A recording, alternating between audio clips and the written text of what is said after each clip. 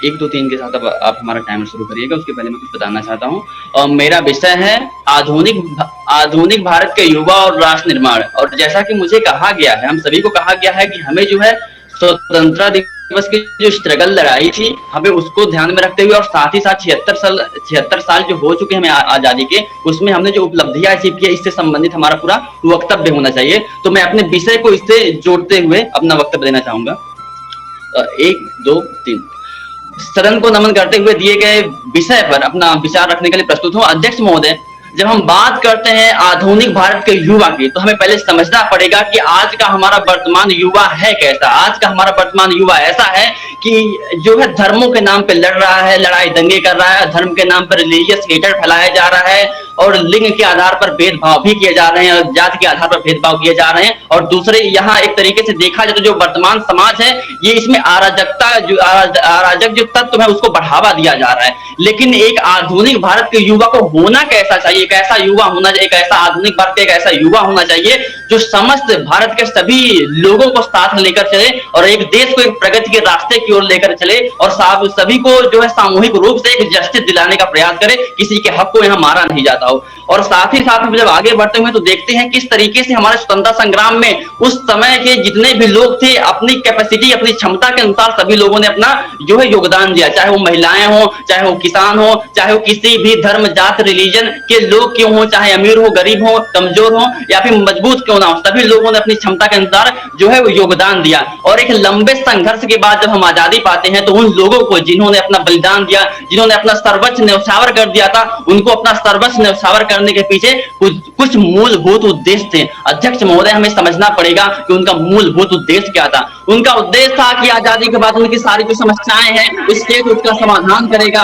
उनके आर्थिक समस्याओं का सामना कर रहे हैं, जो सामाजिक सेफ्टी के लिए जो कंसर्न है उसको लेकर सामना कर रहे हैं, उनकी जो लिविंग ऑफ स्टैंडर्ड है उसको लेकर जो समस्याओं का सामना कर रहे हैं, इन सारी समस्याओं का और एक इक्वल यानी समानता, सभी लोगों के बीच जो समानता स्थापित की जा सके, उनकी ऐसी चाह थी, उनका ऐसा उद्देश्य था जिसके लिए उन्होंने अपना सर्वस्व न्यौछावर किया। लेकिन अध्यक्ष महोदय, क्या ये जो समानता का भाव उन्होंने लेकर आजादी की लड़ाई लड़ा था और आजादी दिलाई थी, क्या उस समानता आज भी स्टेब्लिश है? हाँ, कॉन्स्टिट्यूशन लेवल पर, कागजों पर आज हम सभी लोग समान हैं, लेकिन अगर जमीन के हम धरातल पर देखते हैं तो आज भी हम देखते हैं कि आज भी जो समानता और असमानता की खाई हो, चाहे वो रिलीजन को लेकर हो, चाहे वो कास्ट को लेकर हो, चाहे वो अमीरी गरीबी हो, आर्थिक स्तर पर ये हमेशा ये आज तक विद्यमान है और कहीं ना कहीं जो अमीरी गरीबी की जो खाई है ये बढ़ती हुई जा रही है। अध्यक्ष महोदय, हम जब आगे बात करते हैं आजादी के 76 साल बाद भारत ने क्या उपलब्धियां हासिल की, तो हम देख पाते हैं कि आर्थिक स्तर पर भारत विश्व की 5वीं सबसे बड़ी अर्थव्यवस्था हो गया है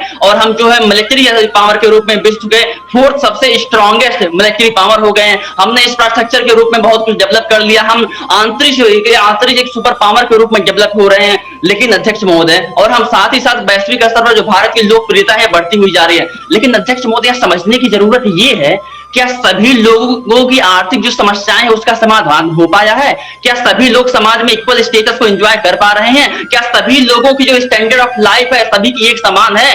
जो भारत का संविधान आर्टिकल 21 के तहत सभी को गरिमापूर्ण जीवन जीने का अधिकार देता है। अध्यक्ष महोदय, आप बताइए कि आज के समय में जितने भी लोग हैं, बहुत सारे ऐसे झुग्गी झोपड़ी और गरीब अनाथ ऐसे लोग हैं जो अपने 2 वक्त की रोटी के लिए तरस रहे हैं और रो रहे हैं, लेकिन इन समस्याओं का समाधान आज 76 साल बाद तक नहीं हो पाया है। अध्यक्ष महोदय, अब यहाँ पर बात आती है आधुनिक भारत के युवा और राष्ट्र निर्माण की। हमें राष्ट्र निर्माण तो करना है, क्योंकि राष्ट्र निर्माण क्या है, एक अनंत काल तक चलने वाला प्रोसेस है। जब तक देश एग्जिस्ट करेगा, जब तक देश के लोग एग्जिस्ट करेंगे, तब तक ये प्रोसेस चलता रहेगा। लेकिन अध्यक्ष महोदय, समझने की बात ये है कि हमें राष्ट्र निर्माण से पहले हमें अपने राष्ट्र के जो आधुनिक भारत के युवा हैं, हमें उनका निर्माण करना पड़ेगा। कैसा निर्माण करना पड़ेगा कि उनके अंदर हमें एक ऐसी भावना लानी पड़ेगी कि हम जो है सभी को समान रूप से ट्रीट करेंगे, सभी के अधिकारों को हम देंगे, सभी किसी के अधिकारों को हम छीनेंगे नहीं, और किसी को चाहे महिलाओं के जेंडर के आधार पर नहीं, चाहे कोई दलित हो उसके कास्ट के आधार पर नहीं, चाहे कोई रिलीजन के आधार पर किसी हम दूसरे व्यक्ति से झगड़ा नहीं करेंगे। इस आधार पर जब हम एक व्यक्ति युवा का निर्माण करेंगे